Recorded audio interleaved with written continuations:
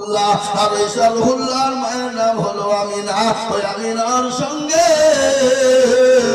আমার আল্লাহ জান্নাতের ভিতরে বিবাহ দেবে। সুবহানাল্লাহ। প্রত্যেকটা নবী দুটো তিনটে করে বিয়ে ছিল, চারটে পাঁচটা ছিল। একজন নবীর বিবাহ ছিল মাত্র একটা। সেই কোন নবী আপনাদেরকে বলতে হবে। একজন নবী,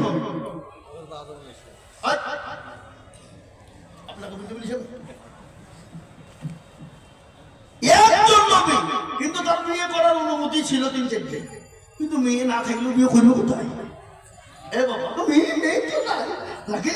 আপনার কিন্তু অনুমতি ছিল দু তিনটে বিয়ে করবে, কিন্তু ভাবছি মেয়ে তো নাই, তো বিয়ে করবে কোথাও? একটাই নবী ছিল যার নাম হলো হাওয়া আলাইহিস সালাম। সে নবীজির নাম ছিল হযরত আদম আলাইহিস সালাম। বুঝতে পারলেন না কথা? আল্লাহ নবীর বিবির কাছে কিন্তু আমার কান্না শুরু হয়ে গেল। নবী বললেন, খাদিজা এত সুন্দর কথা, তারপরও তুমি আবার কান্না শুরু করলে কেন? আল্লাহর নবীকে বলে, নবী গো, আমি তার উপরও আমার বড় ভয় হয়। এ বাবা, এরকম আনন্দের খবর যদি আমরা পেয়ে যেতাম, কোনো চিন্তা নাই, কবরের ভিতরে তোমার জন্য দুইজন পাহারা থাকবে, আমরা সব নামাজ ছেড়ে দিতাম, তাই না? কি বিষয় আপনারা বলুন? যাবো খামা খাই নামাজ পড়ে কি করবো? কবর তো শান্তি পেয়ে যাবো। কিন্তু আমার খাদিজার কিন্তু কান্না বন্ধ হলো না। আল্লাহর নবী বলেন, খাদিজা তারপরও কেন কান্না করো? বলে, নবী গো, আমি আপনার কাছে তিনটি জিনিস চাইবো গো নবী, আপনি দেবেন কিনা বলবেন? আল্লাহ নবী বলেন, ও খাদিজা, যেটা দেওয়ার মতন অবশ্যই তোমাকে দেব, আর আমি যদি তোমাকে না দিই আমি কাকে দেবো গো খাদিজা? দেবো তুমি আমার জনম দুঃখের সাথী, আমার দুঃখে কষ্টের তুমি সাথী। মক্কার জমিনে মদিনার মাটিতে আমাকে কেউ যখন নবী বলে মেনে নেয়নি, আমাকে কেউ যখন নবী বলে আশ্রয় দেয়নি, আমাকে যখন মক্কা থেকে তাড়িয়ে দেওয়ার জন্য কাফের বেঈমানরা অত্যাচার জুলুম করেছিল, করে না গো? এই নবীর উপর অত্যাচার হয়নি? জোরে বলুন। মক্কার মাটিতে নবীর উপর স্টিমরোলার চলেছিল, নবীর পায়ে, আল্লাহর নবীর পায়ে এমন ধরে একটা পাথর মেরেছিল কাফের, এক বেঈমান নবীর পায়ে এমন একটা জোরে পাথর মেরেছিল, আমার নবী দাঁড়িয়ে থাকতে পারে না, বসে থাকতে পারে না। আল্লাহর নবী পর্দার নখ বন্ধ হয়ে গেছে, পর্দা না। আচ্ছা তুমি এইখান দিয়ে এসো না। এই পর্দা ম্যান কই গো? এই পর্দা ম্যান এই মালগুলো এরা লাগিয়ে দিয়ে কোথায় যে পালিয়ে যায়?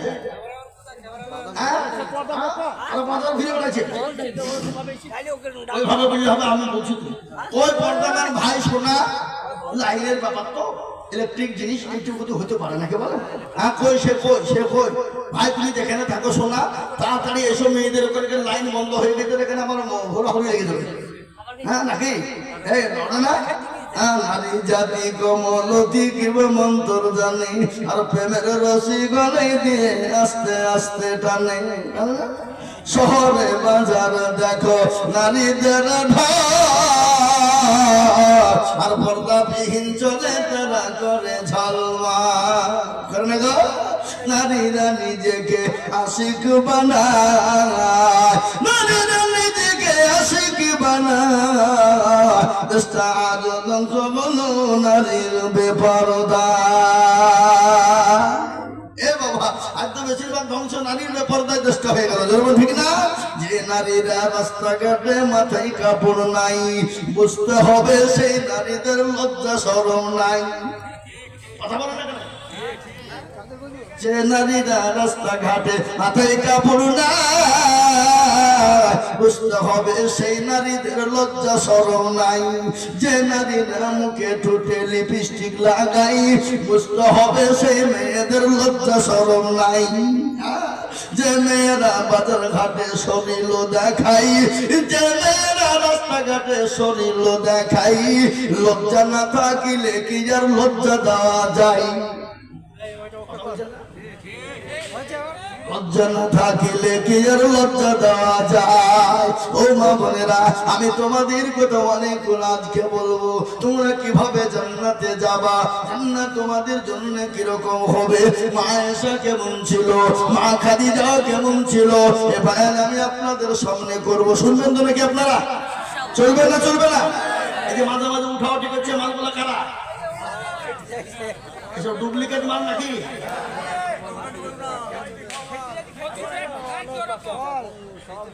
মানে মন করছে না শয়তান কালারে মলকে মনে হয় যে আদায় করবে তো লাইন আসছে, অনেকে ভাবছে কি বুঝলেন? এবং মাদ্রাসা জলসা আদায় তো করতে হবে নাকি বলেন? তাহলে মাদ্রাসা চলবে নাকি? হ্যাঁ, আল্লাহু আকবার। তাই আমি আপনাদেরকে শোনাই রে বাবা, তুমি তিনটে জিনিস কিনবা, বলে নবী গো তিনটি জিনিস আপনি আমাকে দেবেন। আল্লাহর নবী বলেন ও খাদিজা, তুমি যা চাইবে তোমাকে আমি তাই দেব, দেওয়ার মতো করে দিয়ে দেব। আল্লাহর নবীকে বললেন নবী সর্বপ্রথম এক নম্বর হলো আমি খাদিজা যখন মারা যাব আমাকে যখন কাফন পরাবেন, আপনি দয়া করে কাফন কিনবেন না, তাহলে আমি কি করে তোমাকে কাফন দেব? বলে নবী গো আপনার নিজের পুরনো জুব্বা মুবারক দিয়ে আমি খাদিজাকে সুন্দর করে কাফন করে কবর আপনি শুইয়ে দেবেন গো নবী।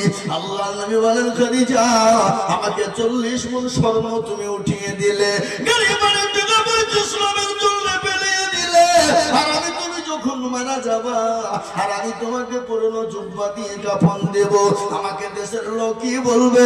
আল্লাহ নবীকে বললেন ইয়া রাসূলুল্লাহকে কি বললো আমার জানার নাই, কেন আপনার যখন আমি চাইছি জানেন, আপনার জুব্বা কেন আমি নিই আপনি জানেন? বলে কি? বলে কবর বড় কঠিন, কবর বড় ভয়ঙ্কর, ডানের মাটি পায়ে যাবে, পায়ের মাটি ডানে যাবে, এরকম করে বিষয় হবে। মেশিনকে যেমন গম দিলে ময়দা তৈরি হয়ে যায়, ওরকম করে শরীরের হাড়গুলো গোলা ভেঙে দেবে। একটা ঘটনা আমার মনে হয়ে গেল, মানুষ যখন মারা যায়, আপনাদের নবী আর যারা মুসলমান শোনালেন ভালো করে, মানুষ যখন মারা যাবে, মানুষকে যখন কবরে দেবেন, কবরে দেওয়ার পরে 1 সপ্তাহ পর আপনি খবর নিয়ে দেখবেন হাতের কুড়িগুলো আঙ্গুলগুলো খুলে খুলে খুলে পড়ে গেছে। 20 দিন 15 দিন পরে খবর নিয়ে দেখবেন মুসলমান মাথার চুলগুলো খুলে খুলে পড়ে গেছে। খবর নিয়ে দেখো এই শরীর যে তোমার আছে পুরিনা পেটে যাবে, সমস্ত শরীরের মাংসগুলা পোকা থেকে নিবে, মাটিতে খেয়ে নিবে। প্রতিদিন পরে খবর না, এখনো পর্যন্ত বাসের ঝাড় কিন্তু ঝাড় পচে নাই, এখনো পর্যন্ত কবরের বাস পচে নাই, এখনো পর্যন্ত কবরের বাস কাঁচা আছে, কিন্তু তোমার শরীরের কোনো মাংস না, আকৃতি না, কঙ্কাল ছাড়া কোনো জিনিস খুঁজে পাবা না। প্রতিদিনের মাথায় খবর নিয়ে দেখো যুবক, কিসের অহংকার, কিসের তাকাব্বুর, কিসের গৌরব? আজকে বডির অহংকার করো, শরীরের অহংকার করো, জীবনের অহংকার করো, যৌবনের অহংকার করো। এই জীবনে যৌবনের কোনো অহংকার চলবে না। কবি বলেছে রূপ যৌবনে যদি থাকে অহংকার, গরস্থানে গিয়ে দেখো হালকা থাকা। কত যে সুন্দর যুবক, কত যে সুন্দর নারী কবরে শুইয়া, রূপ যৌবন গেছে মাটিতে মিশিয়া। তাহাদের রূপের গরমিত ছিল, তাহাদের রূপ দেখো মাটিতে খাইল। উঠো উঠো গাড়িতে ভরিয়া, আর গাড়ি যখন ছেড়ে দিবে প্রস্তাবে বসিয়া, গাড়ি হুকুম হবে ছেড়ে দিবে গাড়ি, আর জমিনেতে পড়ে পড়ে দিবে গড়াগড়ি। ও যুবক কিসের অহংকার করো? আমার ঘটনা একটা মনে হয়ে গেল। এই দেখেন সেই দিন আমি কুচবিহারে জালসায় যাচ্ছিলাম গাড়ি নিয়ে, আমার সামনে একটা মোটর সাইকেল চলে গেল। R15 নাকি 5 মোটরসাইকেল, R15 এই বড় গলা, পেছন দিক উঁচি, নিচের দিক লেটা। পেছনে যে যাবে একবার যদি ব্রেক এরকম করে, পেছনের জন্য সামনে গিয়ে উল্টে পড়ে। কি পড়ে না এ বাবা এরকম মাথা কুকরি করে চালায় ওদের মানুষের দোষ হইল বুঝলি কি বুঝলেন আরাম থাকে যখন চলে গেল আমার গাড়িকে ওভারটেক করলো আমার মুখের কথা মুখেই থেকে গেল কিছুক্ষণ পরে দেখছি লরির চাকার তলায় মোটরসাইকেল একদিকে আর ওই যুবকের লাশ কিন্তু লরির দুই টায়ারের মিডিলে পেছনের টায়ারে বাবা 500 মিটার টানতে টানতে নিয়ে চলে গেল শরীরের মাংসগুলো টুকরো টুকরো হয়ে ওই 34 নম্বরের জাতীয় সড়কে পড়ে রইল খবর না আমি আপনাদেরকে বলবো ওই খবর তো প্রতিদিন আপনাকে আমাকে ডাকে ডাকে না এই কথা বলেন ডাকে না ডাকে না আর ভরসায় আছো রে মন কিসের এত মায়া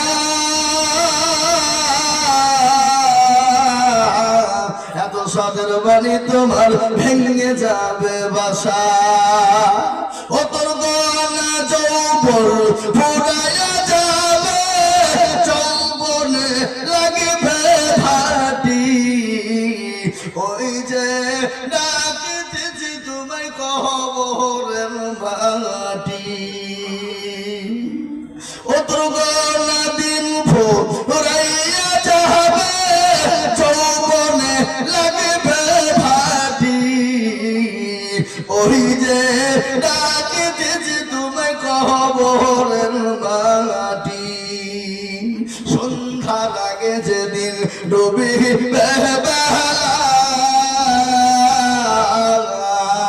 এক ফলকে ভেঙ্গে যাবে তোমায় রঙ্গেরি মেলা ওখানে তুমি ভাববে কার মাথায় ভাঙে বালাঠি ওই যে ডাকিতেছে তোমায় কবরের মাটি খবর পেয়ে আসবে আত্মীয় সহোদর তোমার জানি পাশে বসে তারা করিবে কান্দ ও তোমার সাজাইয়া দিবে মানের মতো সাজাইয়া দিবে মানের মতো কি সুন্দর পরিপাটি ওই যে ডাকি দিচ্ছে তুমি কবরের মাটি ও মুসলমান গো খবর তো প্রতিদিন ডাকে ওই খবরে অনেকের মা চলে গেছে অনেকের জন্ম দুঃখিনী দরদিনী মা চলে গেছে গর্ভধারিণী মা শুয়ে আছে বাপ চলে গেছে আপনি আমিও চলে যাব অনেকের আত্মীয় স্বজন চলে গেছে কখনকার কোন টাইমে ডাক চলে আসবে নিঃশ্বাসের বিশ্বাস না আজকে এখান থেকে জালসা শুনে বাড়ি চলে গেলেন বাড়ি থেকে আপনি ঘুমিয়ে যাবেন চোখটা যদি খুলে যায় তো ইহকাল আর চোখটা যদি বন্ধ হয়ে যায় তো বড় কাজ এমন জায়গায় চলে যাব জীবনে কোনোদিন আর কারো সঙ্গে দেখা হবে না দুনিয়ার জমিনে বোম্বাই চলে যান দিল্লি চলে যান গুজরাট চলে যান চলে যান Saudi America London France Japan ইংল্যান্ডে চলে যায় 1 বছর 2 বছর 5 বছর 10 বছর 15 বছর পরও ফিরে আসবে কিন্তু এমন একটা জায়গার নাম রে বাবা খবর এমন একটা জায়গা যেখানে 1 বছরে যদি কেউ যায় কিয়ামত পর্যন্ত আর কোনোদিন দেখা হবে না আর কোনোদিন দেখা হবে না ওই কবর বড় কঠিন বড় ভয়ঙ্কর তাই ওই কোরআন আপনাকে কবর বাঁচাতে পারে নামাজ আপনার কবর বাঁচাতে পারে কোরআন আজকে কবর বাঁচাতে পারে দান আজকে কবর বাঁচাতে পারে সদকা আর এই জন্য গোটা পৃথিবীর বেঈমানরা আজকে বলে মাদ্রাসা বন্ধ করে দাও কোরআনকে বন্ধ করে দাও মসজিদকে ভেঙে দাও মুসলমানদেরকে শেষ করে দাও কিন্তু আমি বলি ও বেঈমানের দলেরা যদি চেষ্টা কর ইসলামকে মিটাতে পারবি না কোরআনকে মিটাতে পারবি না কেন পারবি না ফেরাউন পারেনি নমরুদ পারেনি আবু জাহেল আবু লাহাব পারেনি এই যুগের বেঈমান তারাও পারবে না একবার হাতটা উঁচু করে বলি ইনশাআল্লাহ মাঝে মাঝে অনেকে তুলে তারা মনে করেছে মাল মনে করেছে যেমন মৌলবি চাহাবে এতে হাত তুলতে গেছে আর মনে করছে মৌলবি দেখতে পাইনি এ বাবা মৌলবি দেখতে না পেলো তো কি হইল যেটা কেউ দেখে না সেটা দেখে কে? যেটা কেউ জানে না সেটা জানে কে? সবাই বলে আমি ভালো, আমি জানি কি আমার মনের গোপন খবর জানে আল্লাহজি। আলোতে আধারে নির্জনেতে কোথা কি করেছ তুমি সব জানে সে। তারারি চোখে থেকে যাবে না ফাঁকি, আমি জানি কি সকলকে ফাঁকি দেওয়া যাবে কিন্তু আমার আল্লাহকে ফাঁকি দেওয়া যাবে না। তাই আর একবার আমি আপনাদেরকে হাতটা তুলতে বলবো, ডানে বাঁয়ে পিছনে সামনে উপরে নিচে। আর একবার হাত তুলে আপনারা বলবেন, হুজুর গো, পৃথিবীর জমিনে মুসলমান জাতি যতদিন বেঁচে আছে ইসলামের কেউ ক্ষতি করতে পারবে না, কোরআনের কেউ ক্ষতি করতে পারবে না। আর একবার হাতটা তুলে বলবেন, এই মজলিসে আছে যত মুজাহিদ পীর, উচ্চ কণ্ঠে হাতটা তুলে বলি নারায়ে তাকবীর। নামিয়ে দেন হাত। এই দেখেন কোরআন আমি আপনাদেরকে গল্প বলিনি। আল্লাহ বললেন ইয়াউমা নাকদিমু আলা আফওয়াহিহিম ওয়া তুকাল্লিমুনা আইদিহিম ওয়া তাশহাদু আরজুলুহুম বিমা কানু ইয়াকসিবুন। দেখেছো? ছি ছি ছি, এদের অভ্যাসটা এত খারাপ। কিছু লোক আছে জালসায় আসে, বুঝলেন, এ বাবা জালসাকে হুই হুই করে লোড করে দিবে। আবার যখনই শুনবেন যে দেখো এবার শুরু হবে, তখনই মজলিসকে ভেঙে দেবে। আর ইসলামের পাক্কা শত্রু। কি আল্লাহর নবীর দলে কিছু লোক আসতো, আসে বলতো ইয়া রাসূলুল্লাহ আপনার লোক, আনন্দ। আবার নবীর কাছ থেকে বেরিয়ে যেত, আবু জাহেলের কাছে গিয়ে বলছে আবু জাহাল, আবু জাহাল মানে কি মূর্খের পিতা। আসলে আমি আপনার লোক। মুহাম্মদের মজলিসে গিয়েছিলাম একটু ঠাট্টা বিদ্রুপ করার জন্য, আর কি করার জন্য, কিন্তু আসলে আপনার লোক। আল্লাহ বলে দিলেন, নবী গো, আপনি যাদেরকে বন্ধু মনে করছেন তারা আপনার বন্ধু নয়, তারা হলো আবু জাহেলের লোক, তারা হলো মুনাফিক, তাদের জায়গা হলো জাহান্নাম। কিন্তু এই মজলিসের ভিতরে অনেক মুসলমান আছে, ইসলামের নামে জালসা শুনতে আসে। যখনই মাদ্রাসা মসজিদের কথা বলে উঠতে শুরু করে দেয়, জেনে নিতে হবে তারা হলো মুনাফিক। কে উঠবেন? উঠেন উঠেন। মুনাফিক যদি হতে চান উঠে পড়েন। হ্যাঁ, বিনা কারণ উঠবেন। এক মানুষের তো কারণ থাকতে পারে না। পোশাকের প্রয়োজন, বাথরুমের প্রয়োজন।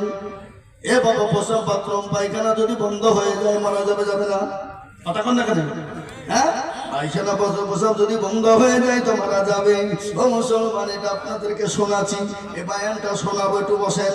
পোশাক পায়খানার ব্যাপারে বায়ান আপনাদেরকে একটু ধীর ভাবে শোনাবো।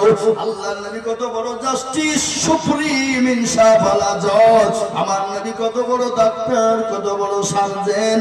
আল্লাহ নবী বলে গেছেন, এই ঘোষণাটা আমি আপনাদেরকে শুনিয়ে দেব ইনশাআল্লাহ। একটু বসেন। কিন্তু মুসলমান আজ আমি আপনাদেরকে বলবো, সারা পৃথিবী চাইছে ইসলাম থাকবে না, কোরআন চাইবে না।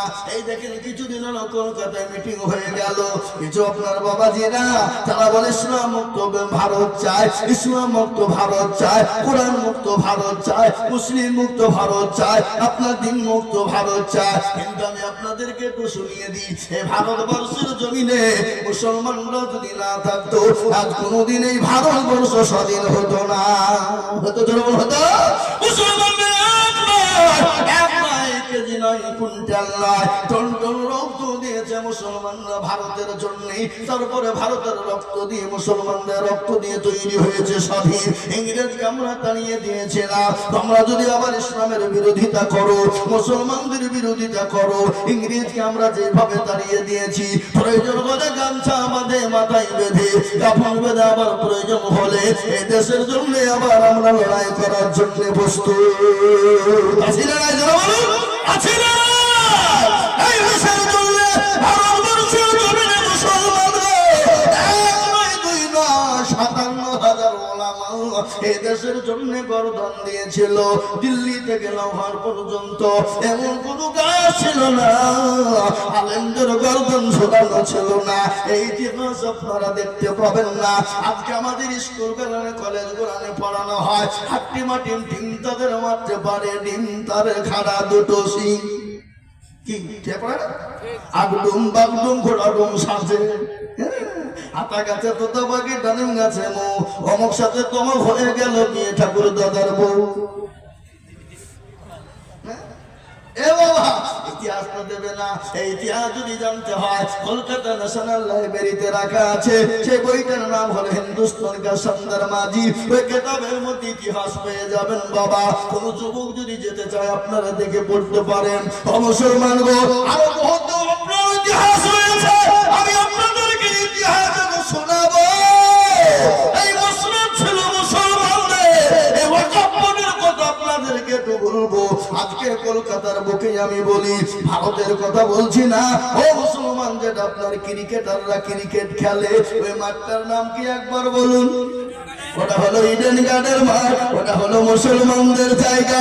এই যে বাবা আপনার এয়ারপোর্ট আছে ওটা মুসলমানদের জায়গা। তারামুন্ডু যেটা মুসলমানদের জায়গা। সকল পৃথিবীর জায়গা সেটা মুসলমানদের জায়গা। এই যে সাইন সিটি ওটা হলো মুসলমানদের জায়গা। ও মুসলমান গো ও মুসলমান কোনটা আপনাদেরকে বলবো। ভারতবর্ষের জমিনে মুসলমানরা ভিখারি নয় মুসলমানরা বাদশার বাদশাহ মুসলমানরা বাদশাহ। দিল্লির জমিনে চলে যাও যে পার্লামেন্টে মসনদে বসে তোমরা বায়ান ঝাড়ো এটা হলো মুসলমানদের জায়গা। দিল্লির লালকেল্লা মুসলমানদের কুতুব মিনার মুসলমানদের আগ্রার মহল মুসলমানদের। কাকে তোমরা ভিখারি বলো আর কাদেরকে দাঁড়িয়ে দাও বলো। ভারতবর্ষে 850 বছর মুসলমান রাজত্ব করেছিল। মুসলমান যদি মনে করতো ভারতের জমিনে কোনো জাতি থাকবে না কোনো ধর্ম থাকবে না ভারতবর্ষ থেকে প্রত্যেকটা জাতিকে প্রত্যেকটা ধর্মকে তাড়িয়ে শেষ করে দিতে পারত। কিন্তু ইসলাম বলেছে না না না লাকুম দীনুকুম ওয়ালিয়া দিন। তোমার ধর্ম তোমার কাছে আমার ধর্ম আমার কাছে। লা ইকরাহা ফিদ্দিন। ধর্মের ব্যাপারে কোনো বাড়াবাড়ি না। তোমরা বাড়াবাড়ি করো না। মুসলমানরা বাড়াবাড়ি করে না। মুসলমানরা আদর্শ মাননেওয়ালা মুসলমানরা নবীর আদর্শে আদর্শিত। কাউকে আঘাত করতে পারে না কাউকে তাড়িয়ে দিতে পারে না কারোর উপর জুলুম করতে পারে না। মুসলমানদের আদর্শে আদর্শিত। আমার নবীর আদর্শ সম্পর্কে আপনাদেরকে শোনাবো। আল্লাহর কোরআন তার বয়ান দিয়ে বলেছে লাকাদ কানা লাকুম ফি রাসূলিল্লাহি উসওয়াতুন হাসানাহ। আমার নবীর চরিত্র এত ভালো পৃথিবীতে এরকম চরিত্রবান কেউ তৈরি হয় না এবং কিয়ামত পর্যন্ত কোনোদিন হবে না। হবে এই জবান হবে আজ হবে না। আজকে সেই নবীর কলম থেকে তোরা চরিত্র নিয়ে গালি দেবে। কারণ সন্তানরা গালি দিতে পারে না যারা সন্তানরা নবীকে গালি দিতে পারে না আল্লাহকে গালি দিতে পারে না। তাই আমি আপনাদেরকে বলবো আমাদেরকে গালি দাও মেনে নিব আমার মা বাপকে গালি দাও মেনে নিব। কিন্তু আমার নবীকে কেউ যদি গালি দেয় আমার আল্লাহকে কেউ যদি গালি দেয় আমরা এক বিন্দু রক্ত থাকতে আমরা ছেড়ে দেব না। একবার চিল্লি হাত উঁচু করে বলুন ইনশাআল্লাহ ইনশাআল্লাহ। এক বিন্দু রক্ত থাকতে আমরা ইনশাআল্লাহ আমার নবীকে গালি দেবে আল্লাহকে গালি দেবে আর আমরা দাঁড়িয়ে দাঁড়িয়ে ললিপপ পুষবো। কি মনে হয় আপনাদের ললিপপ পুষবো আমরা? অত সহজ নয়।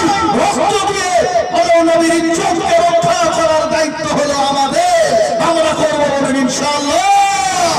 আমি আপনাদেরকে বলে যাই ও মুসলমান আসুন আল্লাহর কোরআনের খিদমতের জন্য আমি আপনাদের কাছে হাত পেতে দিই। আল্লাহর কোরআন বলে দিয়েছে ইন্না নাহনু নাযালনা যিকর ওয়া ইন্না লাহু লাহাফিজুন। এই কোরআনকে কেউ যদি হেফাজত না করে আমার আল্লাহ হেফাজত করবে। আমি আপনাদেরকে বলি বহু টাকা বহু দিকে চলে গেছে বিবি বাচ্চার পিছনে চলে গেছে ছেলে মেয়ের পিছনে চলে গেছে আল্লাহ রাস্তাতে দেওয়ার জন্য আল্লাহর কোরআনের জন্য আমি আপনাদের কাছে একটু হাত পেতে দেব। জি আমি আজিজুল হক সারা পশ্চিম বাংলার আসাম ত্রিপুরা মেঘালয় মণিপুর উড়িষ্যা বিহার ঝাড়খণ্ড পশ্চিম বাংলা বাংলাদেশ নেপাল ভুটান পর্যন্ত মানুষের কাছে লক্ষ লক্ষ টাকা করে আমি বলি বা আজ আমি লক্ষ লক্ষ টাকা আপনাদের কাছে চাইবো না। আজকে এখানে কোরআনের মাদ্রাসা তৈরি হয়ে গেছে। আজকে আপনার আমার ঘরের মেয়েরা পড়বে বাবা, আপনার আমার কারো বোন, কারো বিটি, কারো মেয়ে ও মুসলমান এখানে কোরআন শিখবে।